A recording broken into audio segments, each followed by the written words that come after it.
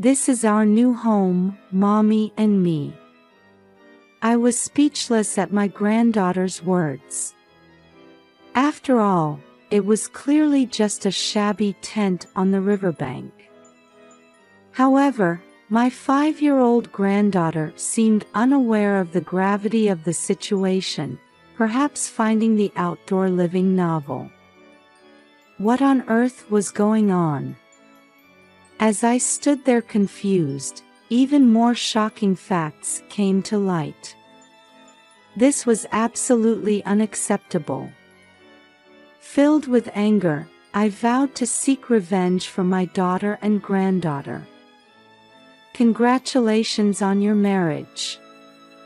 I hugged my daughter Maggie. She looked so happy in her wedding dress.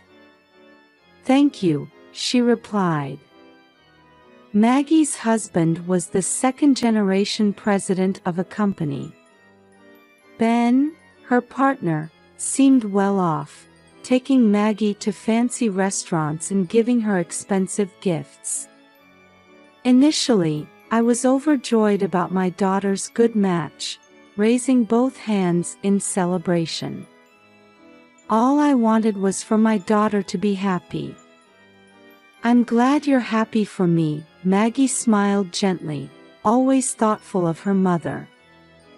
Their wedding went smoothly, and all I could do was pray for their harmonious life together.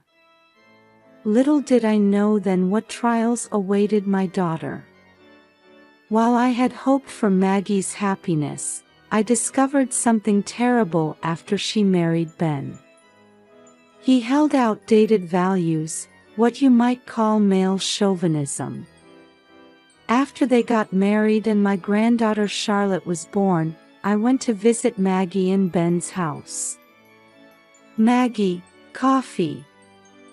Ben not only ordered Maggie around while she was holding and soothing Charlotte, but he also tried to chat with me while leaving Maggie standing. "Ben, do you always treat Maggie like this?" I couldn't help but frown. Isn't a wife supposed to devote herself to her husband? "Is there a problem?"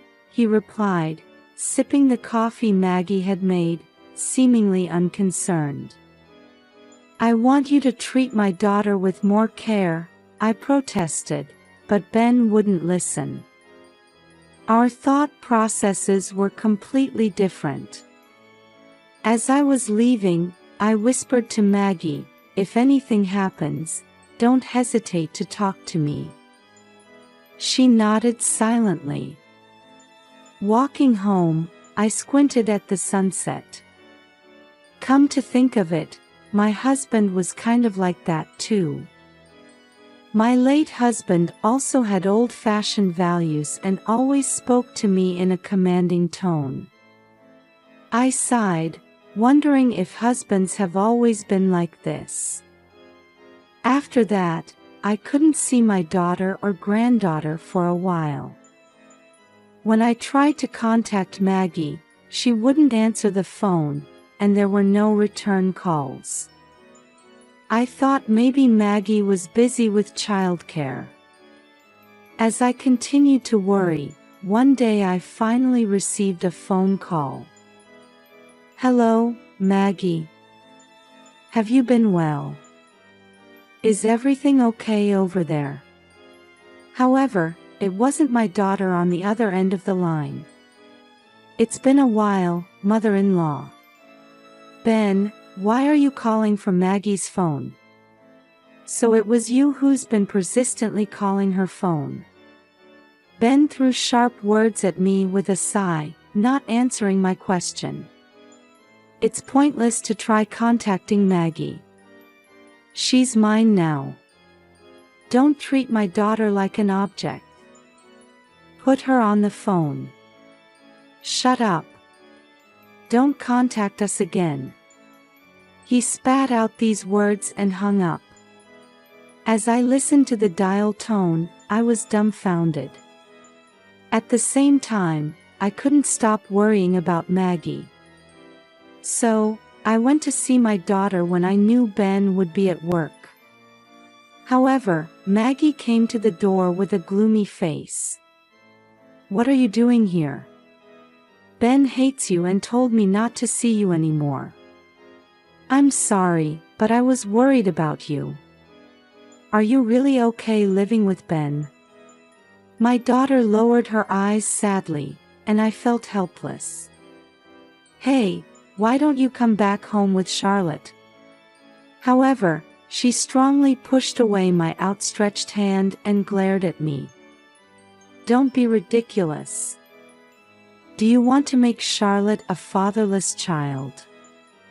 I was left speechless by Maggie's vehemence. "When you butt in, it causes trouble between Ben and me. Please, just leave us alone." "But I'm just worried about you." "Mind your own business. I'm happy with my rich husband and cute daughter. I have nothing more to say to you, so go home." With that, Maggie slammed the door shut. I was so shocked that I couldn't move from in front of their house for a while. Maybe it's better if I don't interfere with them anymore for Maggie's happiness. After being so strongly rejected by my daughter, I felt helpless. I wiped away the tears that had unknowingly started flowing down my cheeks and trudged away. 5 years passed without me seeing my daughter.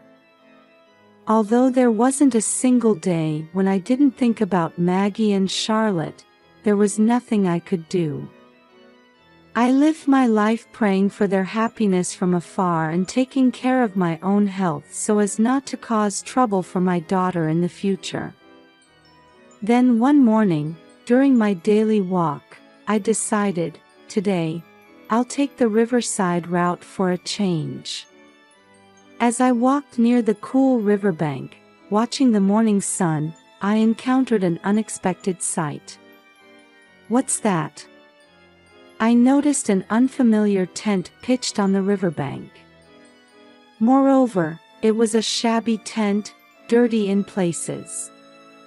When the entrance opened and a child about 5 years old poked her head out, I felt my heart almost stop.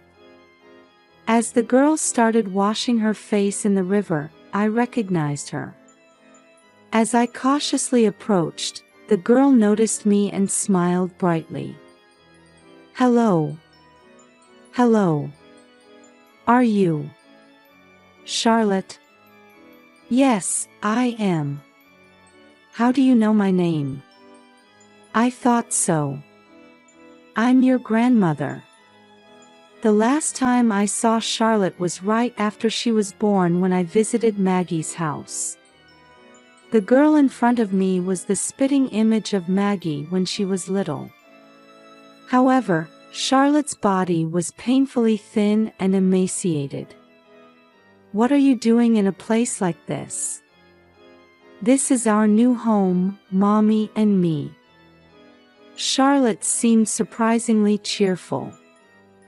Maybe she thought this unusual camping was exciting. "Charlotte, is someone there?"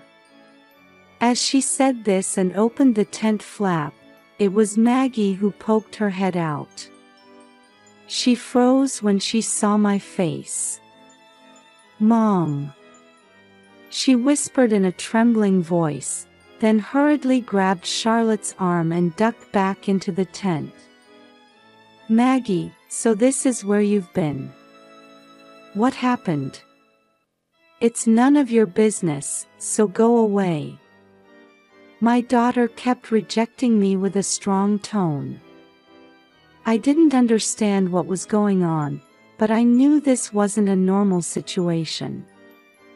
"Don't worry. I'll help you.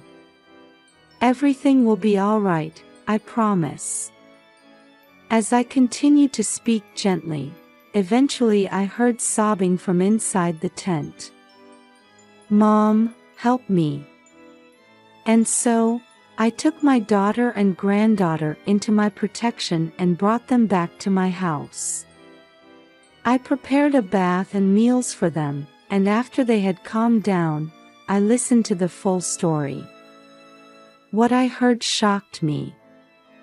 Ben had enforced male chauvinism at home, treating Maggie almost like a servant.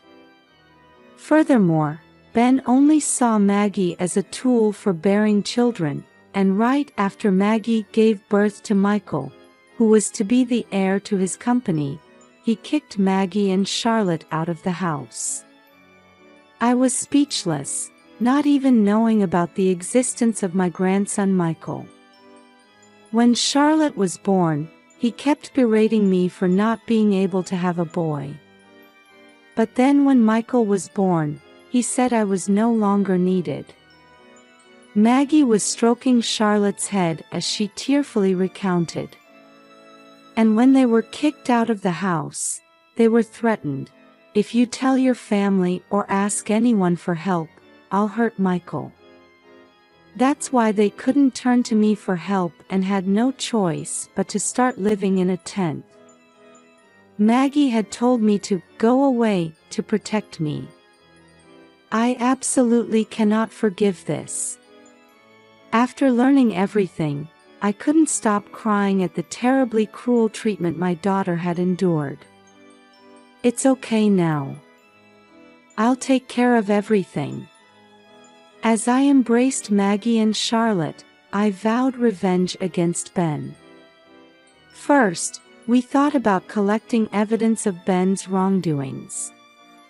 However, Maggie had almost nothing with her when she was kicked out of the house. She had left with just the clothes on her back, almost no money, and had been eating grass growing on the riverbank for meals. How did you get that tent? Actually, I secretly took it from the storage shed at Ben's house. Maggie looked apologetic, but it was understandable given the emergency situation. They had been camping out on the riverbank in that tent for about half a month. According to Maggie, her smartphone had been taken away and was probably still at Ben's house. I had recorded how I was usually treated on my smartphone, but now there's no way to access that evidence. He probably took it away anticipating that. I felt like grinding my teeth at Ben's cunning. The next thing I considered was whether we could take legal action. However, I realized it would be difficult to afford a lawyer. Besides, Ben was a company president with income. It was clear he would use his money to hire a top-notch lawyer. We wondered if there was any other way. After discussing, we decided on a certain method to corner Ben. Not even 3 days had passed when Ben came barging into our house in a rage. From early morning, there was a violent banging on the front door. Open up. This is your doing, isn't it? Thinking he might break down the door if this continued, I quietly let Ben into the entryway.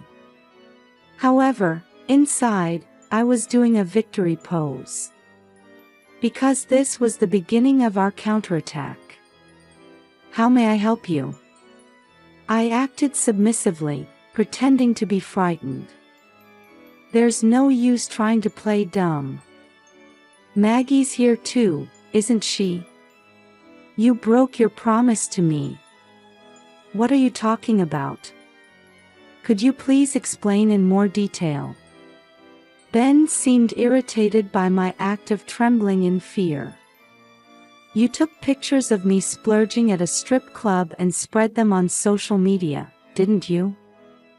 I don't know how you did it, but the company's account is in flames, and it's become a huge mess. That's terrible. But isn't that what they call reaping what you sow?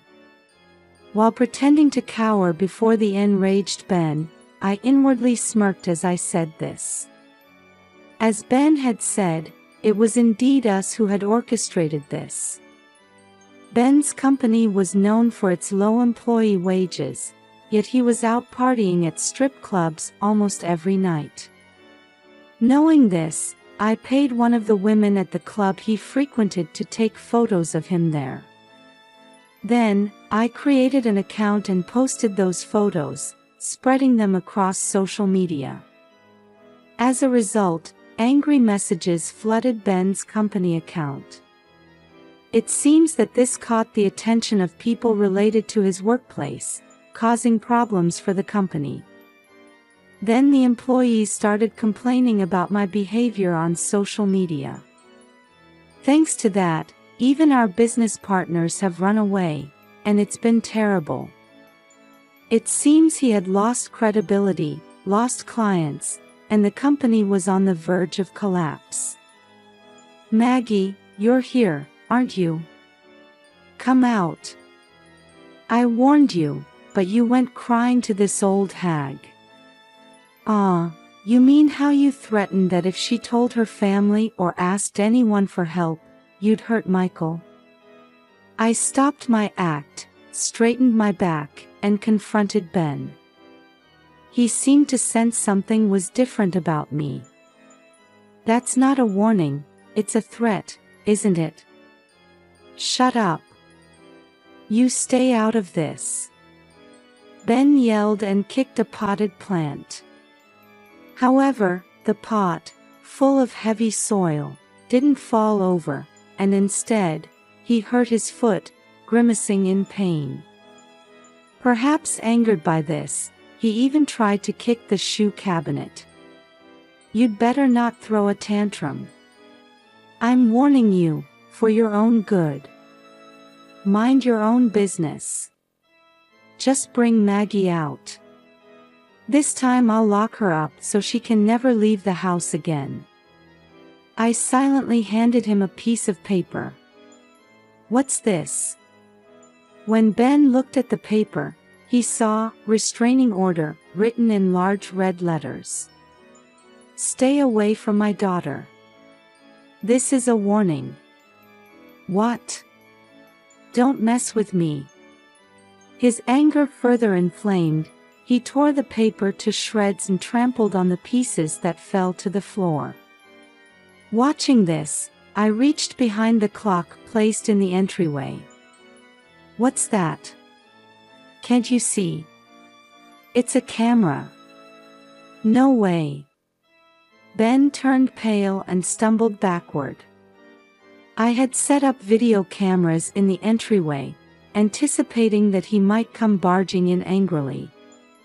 In fact, I had installed 3 cameras at different angles. Well, since you threatened that unfortunate things might happen around us, it was necessary for security and vigilance, right? When I checked the footage from one of the cameras, it had perfectly captured all of Ben's behavior. I'm sure the other cameras recorded similar footage as well. We intend to submit this to the police as evidence. And we've hired a lawyer to get Michael back, whom you took from my daughter. What are you talking about? Poor people like you can't afford a lawyer. We found a kind lawyer. When I posted about Ben's misdeeds on social media, I also wrote about my daughter's terrible situation. A lawyer contacted us, saying, I want to help you, out of goodwill. The things Ben cherished most were his male heir, his job, and his social status. Realizing he would lose all of these, he was left in a daze for a while. Then Ben crouched down in the entryway and began to kowtow. Please forgive me. I was wrong. We've known that for a long time, haven't we? I'm sure my eyes were cold as I looked down at Ben. He started trembling and whimpering as if he had seen something terrifying. Let me tell you, I have no intention of ever forgiving you for what you did to Maggie and Charlotte. Even if Maggie forgives you, I will never forgive you. Then, I called out to Maggie, who was in the back room. I called the police. They should be arriving soon. Actually, the moment Ben arrived, I had instructed my daughter to hide in the back room and contact the police. Ben's eyes nearly popped out of his head as he desperately clung to my feet. Please wait. Please help me. If I'm arrested by the police, I'm finished. Isn't this the comeuppance for looking down on women all this time? Anyway, could you please not touch me? When I shook off his hands, Ben turned his back to flee from the house, flinging open the front door. However, police officers were already waiting there. I handed over the camera footage to the police as evidence. Then, I glared at Ben with stern eyes. All your actions have been recorded as evidence. From now on, you'll face the judgment of the law. And so, Ben was stuffed into a police car, crying, and my daughter and I watched until the car was out of sight. After that, Maggie and Ben's divorce was finalized. Maggie not only got Michael back, but also claimed $20,000 in damages and $800 per month in child support. And so, Maggie, Charlotte, and Michael began their new life in my house. I believe we'll surely be able to live a happy life together from now on, and I'll do whatever it takes to ensure that happens. Surrounded by my daughter and grandchildren, I'm filled with anticipation for our new life ahead.